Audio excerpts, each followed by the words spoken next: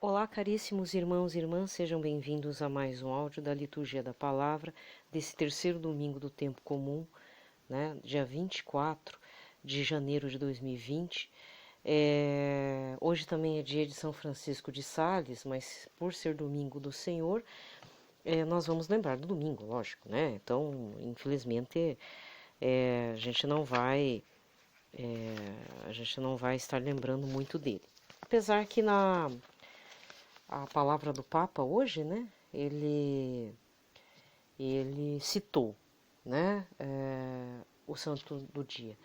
A cor litúrgica é a verde e, lembrete, amanhã, segunda-feira, é a conversão de São Paulo e, consequentemente, a fundação da cidade de São Paulo, né? Se não me engano, ela vai fazer 427 anos, maior metrópole, uma megalópole da América Latina e uma das maiores também metrópoles do planeta. Então, rezar nessa intenção, né? Mais um pouquinho, quinhentinhos anos, né? Então, vamos rezar nessa intenção. Vamos rezar na intenção também do Padre Marlon Múcio. Hoje ele pôde ficar de pé, né? A família ficou contente. Não sei se ele voltou para casa, não entendi muito bem a postagem do irmão dele, mas as coisas estão indo, né? Vou rezar também pela saúde do Padre Volney, certo? Rezando também pelas vítimas da Covid-19. Teve panelaço no sábado, né? Pedindo impeachment. Isso, na verdade, é assim. É bem complicado esse negócio de pedir o impeachment, sabe? Porque foi colocado por conta do povo. O povo o quis assim, certo? Por outro lado, não estamos sobrevivendo, não estamos aguentando muito esse governo, né? É um governo muito impopular. Mas eu sou da seguinte opinião. Impeachment não deveria ser uma coisa comum no Brasil. Não é, porque eu não gostei, agora nós vamos defenestrar o presidente. Defenestrar é jogar pela janela sei lá, do quinto andar, jogar de um prédio, né? Não é uma coisa muito interessante, não é algo muito bom esse tipo de coisa. Por outro lado, o brasileiro tem que começar a aprender a verificar quem que é o vice-presidente, sempre, always, né? Sempre. Porque pode dar problema, os representantes do povo podem fazer o impeachment contra a nossa vontade, que foi o caso da Dilma.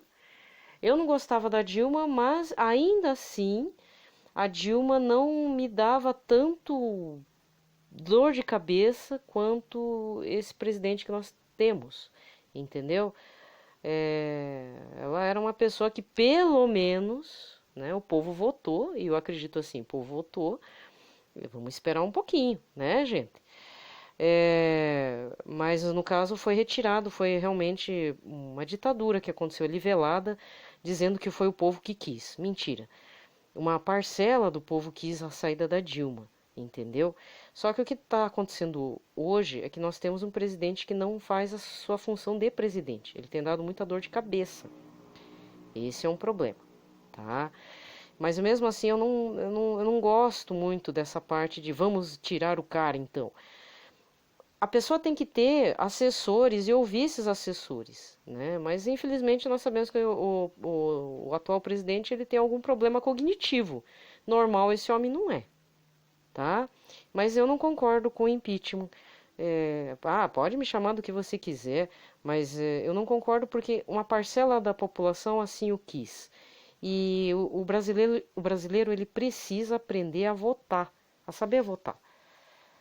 Passamos muito tempo com uma ditadura, várias ditaduras, né, várias formas de governo ditatoriais, Getúlio Vargas, saímos do Império, depois a República Velha, depois veio o Getúlio, aí caiu, deu a guerra, aí alguém resolveu trocar medalhinha com o Che Guevara, Jânio Quadros, né?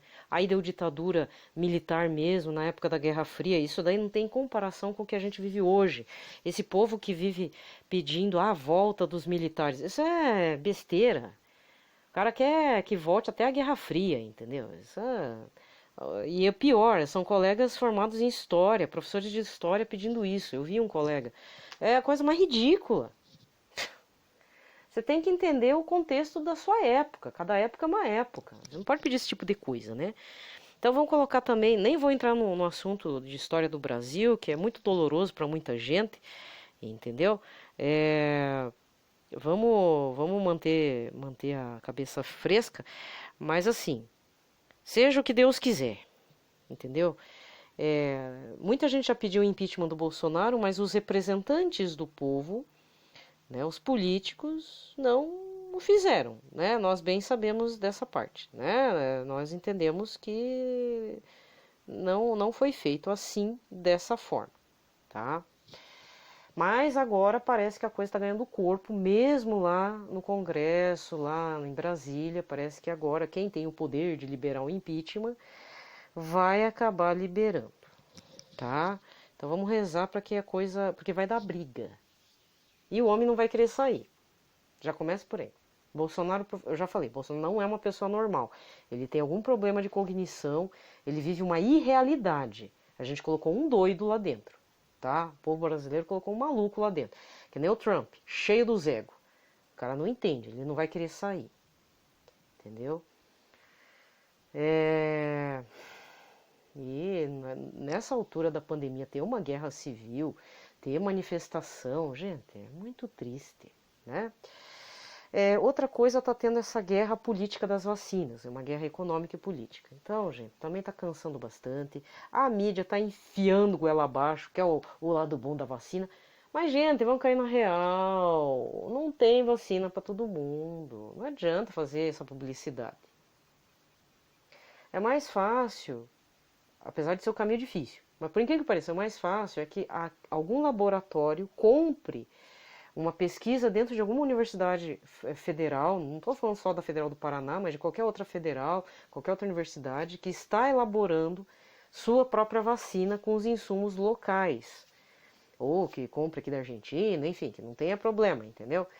Está sendo feito estudos. Na Federal do Paraná está sendo feito. Devido a tanta. Porque essas pesquisas da Coronavac, Sinovac, não sei das quantas, elas já saíram em artigos científicos. Então, provavelmente, não tem lá a receita como uma receita de bolo, mas já tem o indicativo de qual substância, o que é usado para as análises, entendeu? Já é dado o caminho. E nós temos potencial de cabeça científica. Então é necessário que alguma empresa aqui do Brasil, uma farmacêutica, comece a produzir a sua vacina, porque vai ter um mercado. Só o Brasil já é grande coisa. E toda a América Latina, pensa. O que me preocupa é, por exemplo, a Sputnik da Rússia. Eles já estão montando aqui as bases para serem feitas essa vacina. A minha preocupação é a seguinte: essa vacina não passou pelos testes como a Coronavac, aquela da Pfizer, aquela da Moderna, porque são o quê? 5 vacinas, eu acho, aprovadas, beleza, pelo mundo, beleza. A Sputnik, ninguém sabe se eles roubaram a receita farmacêutica de alguém, querem enfiar a todo custo, enfiaram na Argentina, dizem que vão produzir uns insumos no local do país, eles estão forçando a barra. Isso eu não curto. Isso eu não curto. Porque eu não sei qual é a intenção da Rússia, né? Então, essas coisas ninguém discute, certo? Ah, porque está enchendo o saco. Sim, está enchendo o saco mesmo. Esse assunto está enchendo o saco. O que está me irritando é assim, porque a vacina é boa, você tem que tomar. É o papo da pró-vacina. Meu, tem gente que é anti-vacina, tem gente que é neutro-vacina, que nem eu. Eu tô esperando para ver. Não sou assim tão sedenta. Gente, minha esperança tem que ser Jesus, não é a vacina. Né? Não é o auxílio emergencial. Eu não posso ficar nervosa ou ansiosa por causa do coronavírus. Claro que eu fiquei, né? Não vou dizer que não sou Mulher Maravilha, né? Eu só ouvi meus áudios aí no período de março até outubro. Foi uma tristeza sem fim. Por outro lado, eu tenho que sempre reafirmar, não, minha certeza é Jesus. O que vem de fora é filtrar. Se tiver que desligar a TV, desliga. Fazer o quê? Melhor ser bitolado mesmo. Fazer o quê, né? As notícias estão cada vez piores. Bem, gente, então nesse domingo, Vamos direto para a liturgia, porque o assunto é grande, né? Vamos rezar pelos enfermos também, pelos doentes que estão adoentados, estão com câncer. Vamos começar fazendo o sinal da cruz. Pelo sinal da Santa Cruz, livrai-nos Deus Nosso Senhor de todos os nossos inimigos. Em nome do Pai, do Filho e do Espírito Santo. Amém. Muito bem, estamos no mês do Santíssimo Nome do Senhor Jesus, ano extraordinário de São José. Vamos rezar pelo Papa Francisco. Não sei se foi na sexta, sábado, eu sei que ele não pôde fazer a missa, alguma coisa assim, porque deu uma dor tremenda nele lá. De novo, deve ser artrose no quadril, né? Acho que é isso. Aí ele ficou impossibilitado de fazer a missa. Mas vamos rezar então nas intenções também dele e do Papa Emérito Bento XVI. Lembrai-vos, ó Puríssimo Esposo da Maria Virgem, ó meu doce protetor, São José, que jamais se ouviu dizer que alguém tivesse invocado vossa proteção, implorado vosso socorro e não fosse por vós consolado. Com esta confiança venho à vossa presença e a vós fervorosamente me recomendo. Não desprezeis a minha súplica, ó Pai adotivo do Redentor, mas dignai-vos acolhê-la piedosamente. Amém. São José, modelo e padroeiro dos devotos dos Sagrados Corações de Jesus e de Maria, rogai por nós. Pai nosso que estais nos céus, santificado seja o vosso nome, venha a nós o vosso reino, seja feita a vossa vontade, assim na terra como no céu. O pão nosso de cada dia nos dai hoje, perdoai-nos as nossas ofensas, assim como nós perdoamos a quem nos tem ofendido, não nos deixeis cair em tentação, mas livrai-nos de todo o mal. Amém. Ave Maria, cheia de graça, o Senhor é convosco, bendita sois vós entre as mulheres, e bendito é o fruto do vosso ventre, Jesus. Santa Maria, Mãe de Deus, rogai por nós, pecadores, agora e na hora de nossa morte. Amém. Glória ao Pai, ao Filho e ao Espírito Santo, como era no princípio, agora e sempre. Amém. Vamos lá. A primeira leitura de hoje foi porque eu estou gravando à tarde, tá? Então, Jonas 3, versículos de 1 a 5 e versículo 10. A palavra do Senhor foi dirigida a Jonas pela segunda vez. Levanta-te, põe-te a caminho da grande cidade de Nínive e anuncia-lhe a mensagem que eu te vou confiar. Jonas pôs-se a caminho de Nínive, conforme a ordem do Senhor. Ora, Nínive era uma cidade muito grande, eram necessários 3 dias para ser atravessada. Jonas entrou na cidade percorrendo o caminho de um dia. Pregava ao povo dizendo, ainda 40 dias e Nínive será destruída. Os ninivitas acreditaram em Deus e aceitaram fazer jejum e vestiram sacos, desde o superior ao inferior. Vendo Deus as suas obras de conversão e que os ninivitas se afastavam do mau caminho, compadeceu-se e suspendeu o mal que tinha ameaçado fazer-lhes e não o fez. Palavra do Senhor. Salmo de hoje é o 24, tá? O Salmo responsorial. Com o refrão, mostrai-me ao Senhor vossos caminhos, vossas verdades me oriente e me conduza. Mostrai-me ao Senhor vossos caminhos e fazei-me conhecer a vossa estrada. Vossa verdade me oriente e me conduza, porque sois o Deus de minha salvação. Mostrai-me ao Senhor vossos caminhos, vossa verdade me oriente e me conduza. Recordai, Senhor meu Deus, vossa ternura e vossa compaixão que são eternas. De mim lembrai-vos, porque sois misericórdia e sois bondade sem limites, ó Senhor. Mostrai-me ao Senhor vossos caminhos, vossa verdade me oriente e me conduza. O Senhor é piedade e retidão, reconduz ao bom caminho os pecadores. Ele dirige os humildes na justiça e aos pobres ele ensina o seu caminho. Mostrai-me ao Senhor vossos caminhos, vossa verdade me oriente e me conduza. A segunda leitura desse domingo é 1 Coríntios, capítulo 7, versículos 29 a 31. Eu digo, irmãos, o tempo está abreviado. Então que doravante os que têm mulher vivam como se não tivessem mulher, e os que choram como se não chorassem, e os que estão alegres como se não estivessem alegres, e os que fazem compras como se não possuíssem coisa alguma, e os que usam do mundo como dele não estivessem gozando, pois a figura deste mundo passa. Palavra do Senhor. O evangelho de hoje é Marcos capítulo 1, versículos 14 a 20. Depois que João Batista foi preso, Jesus foi para a Galiléia pregando o evangelho de Deus e dizendo: o tempo já se completou e o reino de Deus está próximo. Convertei-vos e crede no evangelho. Passando à beira do mar da Galiléia, Jesus viu Simão e Pedro, seu irmão, que lançavam a rede ao mar, pois eram pescadores. Jesus lhes disse: segui-me e eu farei de vós pescadores de homens. E eles, deixando imediatamente as redes, seguiram Jesus. Caminhando mais um pouco, viu também Tiago e João, filhos de Zebedeu. Estavam na barca consertando as redes, e logo os chamou.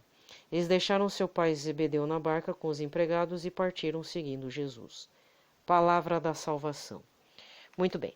Aqui vai terminar a liturgia da palavra. A única coisa que eu vou falar é o evangelho do segundo domingo do tempo comum, quer dizer, as leituras, tá?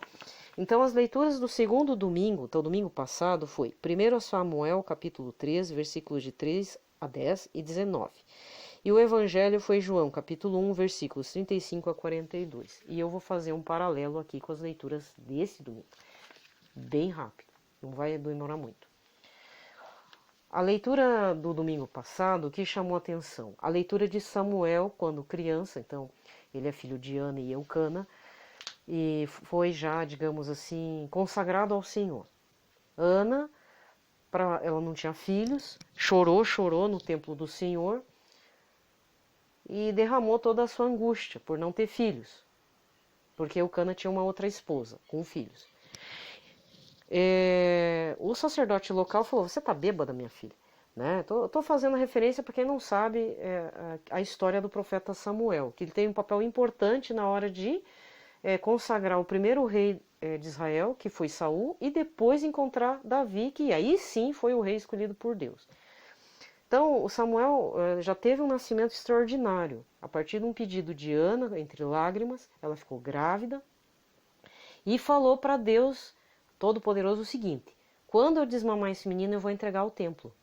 Ela não queria o filho para si, porque ela sabia que a graça de Deus foi tão grande. O que ela queria?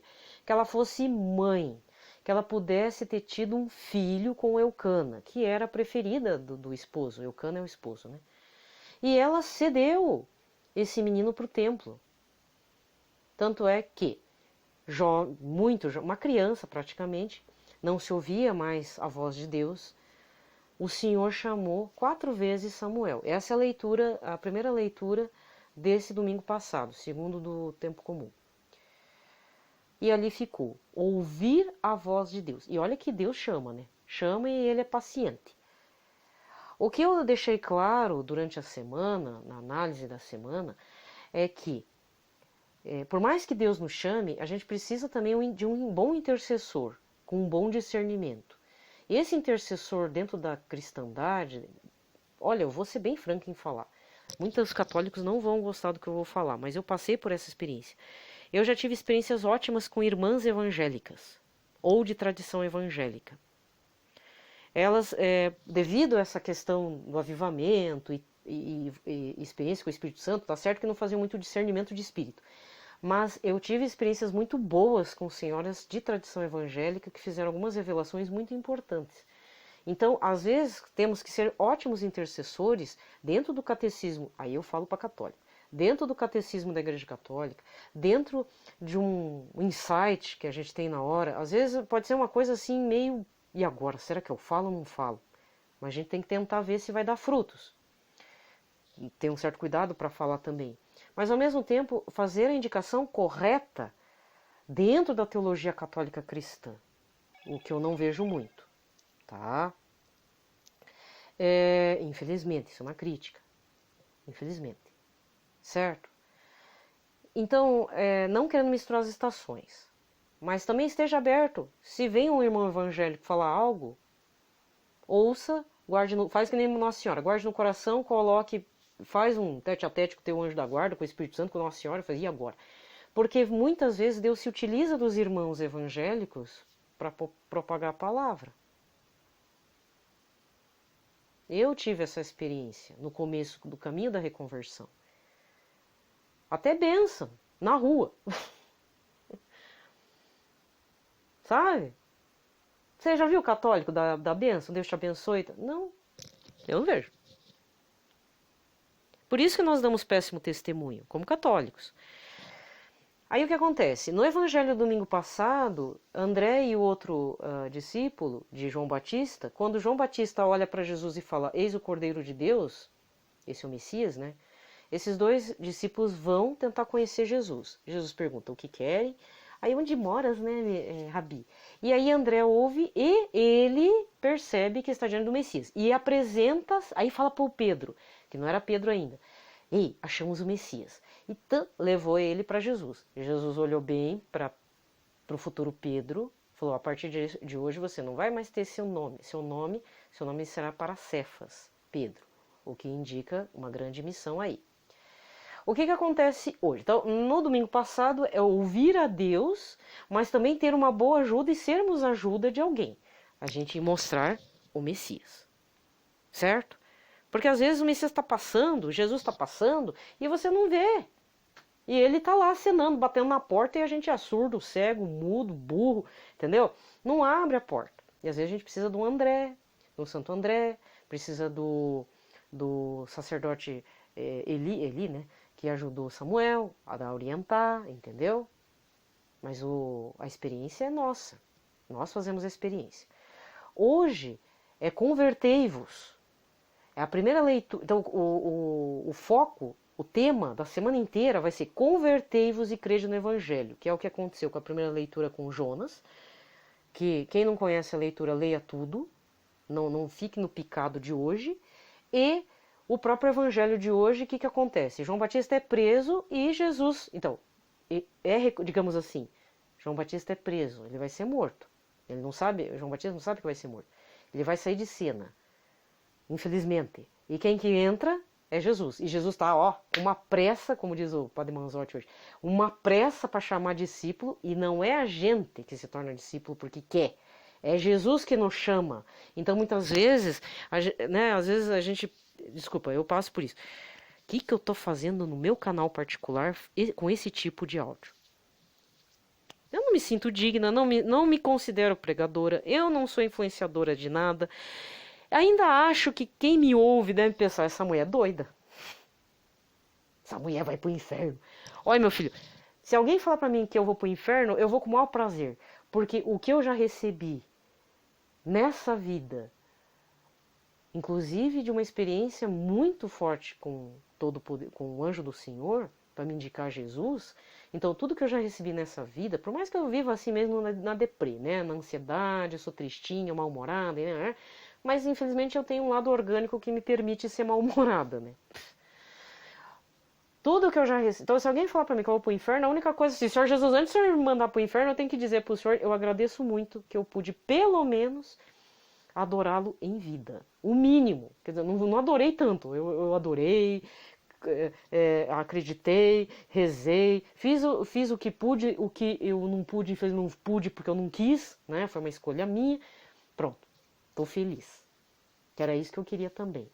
Adorar um Deus vivo, um Deus realmente Deus, né? Não um Deus pagão, um Deus qualquer, o que eu fazia, né? Então, se alguém um dia falar isso, primeiro que está sendo o filho do capeta. Porque só o acusador faz isso. Gente, eu penso assim, eu não posso julgar nem Hitler. Se bobear, ele deve estar no purgatório. Porque é pela vontade de Deus que a gente consegue a salvação efetiva.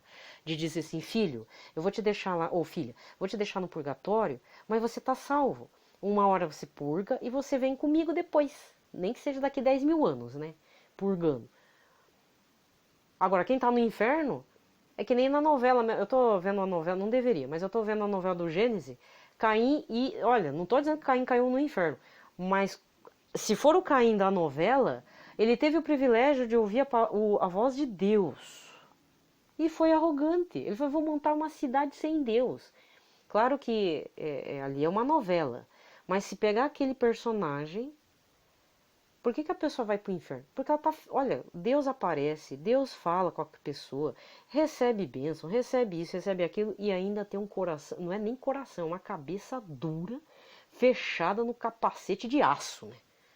Do próprio ego. Entendeu? Então você que está cheio de escrúpulos, não fique. Apenas peça misericórdia dizendo, se for da sua vontade que eu vá ser salvo, estou aqui, Senhor. E estou tentando me converter. Certo? Mesmo assim, Deus aceitou a conversão de Nínive, que foi pesada, do rei até os burricos e os criadores dos burricos, todo mundo se converteu, se arrependeu porque ficou com medo, temor. Mas nós temos que ter, além do temor, temos que ter o amor-sacrifício, a imitação no caminhar de São João Batista, mas ao mesmo tempo o caminhar em Cristo. Mas qualquer coisa a gente faz a caminhada de São João Batista, preparar o caminho para a vinda do Senhor. Pronto, falei. Essa é a análise do domingo, tá? Gente, eu desejo a todos uma ótima semana, um ótimo domingo. É muito ruído mesmo. Eu mesmo tô irritada. sabe? Eu briguei com todo mundo aí essa semana aí. Não, todo mundo não, mas briguei. Eu briguei, meti os dois pés no peito mesmo de um povo que me irritou e não tô tendo paciência, não tô sendo muito diplomática mais. Eu tô meio, sabe? Tô Podia até dizer que a culpa é do capeta, mas essa culpa ele não tem. Infelizmente eu tô estourada, tô sem paciência mesmo, com muitas coisas. Muitas coisas estão me irritando. Então, eu tô evitando ver certos perfis, certos assuntos, até para não me irritar mais, né? É preservar um pouco os olhinhos e os ouvidos, né, gente? Chega uma hora que. Ai, que droga. Então, se você tá às tampas com algumas coisas, reze e confie em Deus. Coisa que está fervendo na tua cabeça e no teu coração, realmente é melhor colocar nas chagas de Cristo, gente. Sabe? Não adianta. Não é pela nossa cabeça que o Bolsonaro vai sair, que vai melhorar, que vai ter saúde mental, que vai vir a vacina, que você vai ter emprego, que você vai deixar de fazer home office, porque agora, o que eu percebi? A maioria das empresas viu as vantagens do home office, né? Só que você não aguenta ficar parado naquele teu 3x4, né? Não. Com criança gritando, aí você mulher tem que fazer a comida, fazer almoço, jantar, lanche, é tudo, né? Então, pro patrão foi ótimo, pro empregado acho que não, né? Então são coisas do estresse. Então coloque isso, ainda agradeça que vocês têm trabalho, né? A gente tem que agradecer que pelo menos tem uma casa, um lugar para descansar um pouquinho, né, gente? Mesmo a gente na irritação. Que a Sagrada Família possa nos proteger essa semana e que na medida do possível tenhamos a paz de Cristo. Mas a gente precisa desejar a paz de Cristo em nossas vidas no meio da tempestade. É que nem lá, como é que é? O mundo é o mar, eu sou o barquinho. Não, Jesus é o mar. Tem uma música do Monsenhor Jonas, né? É tão bonitinha. Desculpa, não é bonitinha, é muito bonito. Diminuir a música, né? Então a gente tem que seguir com o nosso barquinho no coração de Deus. Paz e bem a todos.